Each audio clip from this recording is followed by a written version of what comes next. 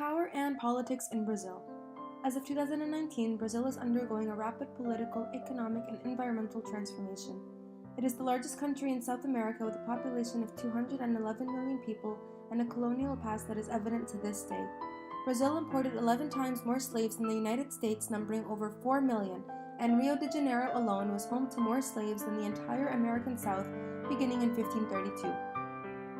Slavery ended in 1888, but slave descendants were still denied equal rights in many ways, which forced them to build their own homes and communities.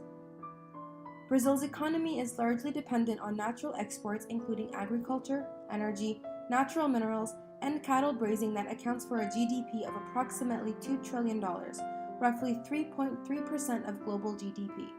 So what makes Brazil the highest producer and exporter of natural and agricultural resources in all of South America? It is home to 1/3 of the world's rainforests, especially the Amazon rainforest, dubbed also as the lungs of the world. Home to one of the most biodiverse populations of species in the world, but it is now under threat of deforestation because of the political shift from the Brazilian Democratic Movement Party of Michel Temer to the conservative Social Liberal Party of Jair Bolsonaro. Foreign investment in Brazil. The United States, China, Russia, and the UAE remains among the top sources of direct investment in Brazil, primarily in natural resources such as oil, iron ore, gold, coffee, meat, dairy, and logging.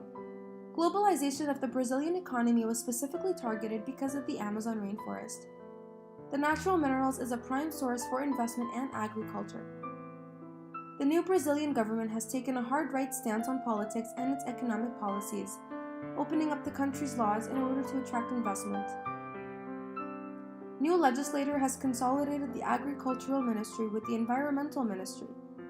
This in turn means that the powerful land and farm owners associated with the Ministry of Agriculture will either supreme or moderate jurisdiction over the Ministry of Environment. Industrialized farming has been a growing segment of Brazil's economy, pushing its economic growth. Role of industrial farming in Brazil. Industrial agriculture is the production of livestock, poultry, fish, and crops using technological inputs to increase overall output. Its economic significance is dominated by politics and investment capital. Brazil was once a net importer of food, but with industrial farming has become a net exporter. Since the 2000s, Brazil has increased agriculture exports by 400%, helping them become one of the global leaders in exports. In 2012, Brazilian agriculture added $100 billion to the economy, increasing further interest in expanding investment. Majority of the land being used to expand the sector is cleared rainforest with government-granted seizures of land. Amazon rainforest is a carbon sink. Rainforests have once acted as a huge carbon sink for the world as the trees trap carbon, helping purify the air, with many considering them the lungs of the earth. Recently, rainforests have become carbon imitators instead of reducers, helping to increase in overall global warming. Deforestation and illegal logging have increasingly reduced the overall coverage of the Amazon. Deforestation is supported by government as they seize local indigenous group land, citing lack of proper ownership. Increased pollutants released into the river systems also cause a shock to local ecologies, decimating the ecosystems nearby and displacing local populations. Displacement of peasant labor and Aboriginal groups. Multiple ethnic indigenous groups residing in the Amazon forest in Brazil, with some examples being the Yanomami and the Kayapo. Deforestation and rights abuse has been a historical problem for Brazil, with state-sponsored deforestation dating back to 1988. Aboriginals being displaced can lack crucial skills needed for the urban economy. Small-scale farmers are also pushed out of land through uncompetitiveness and rising costs of production. Small parcels of land are brought up and grouped together to form larger plots of land suitable for industrial farming. Migration patterns within Brazil. Brazil has transitioned from a once rural countryside to a heavily industrialized urban nation, leading to changes in internal migration. Many farmers who are leaving the countryside in the northeastern region to several major cities in the southeastern region, such as Sao Paulo, are seeking for more job opportunities, better education, as well as advanced healthcare. Despite the downfall of farmer migration falling into poverty, research reveals that farmers migrating to the city reduces poverty. Historically, they have been earning an income that exceeds of their urban counterpart in the northeastern and eastern region by 35%. Research has shown that from 1950, only 36% of Brazilians resided in the urban area, but has increased to 81% in 2000. There has also been a shift in the urban populations as well-off families have fled the inner city, causing major suburbanization to develop. The erection of favelas. The favelas of Brazil were built by former slaves as informal communities outside important city zones. Poor and marginalized were tactically displaced in order to attract foreign European capital into main cities, out of sight and out of mind.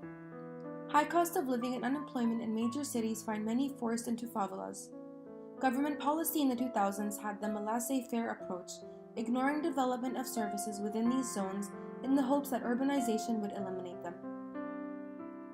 Foreign investment and urban development spurred by the hosting the FIFA World Cup and Olympics put pressure on these spaces as they try to reclaim cheap, underdeveloped land.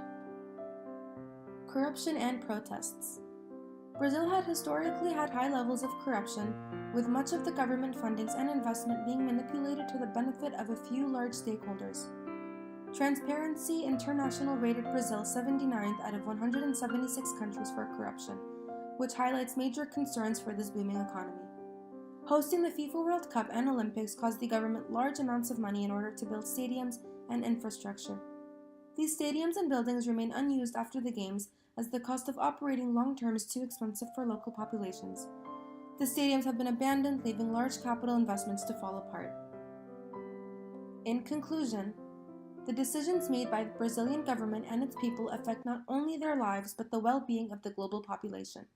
Industrialization and the urbanization have caused a major shift in the Brazilian economy and political culture, putting profitably over sustainability. Although governments claim to include Aboriginal and marginalized groups in the discussion of economic growth, these peoples are typically ignored and discarded. Options for a green economy have largely been ignored by politicians as they continue with heavy industry. Can global pressure for environmentally sustainable growth curb Brazil's industry, or will foreign investment continue to push against the green revolution?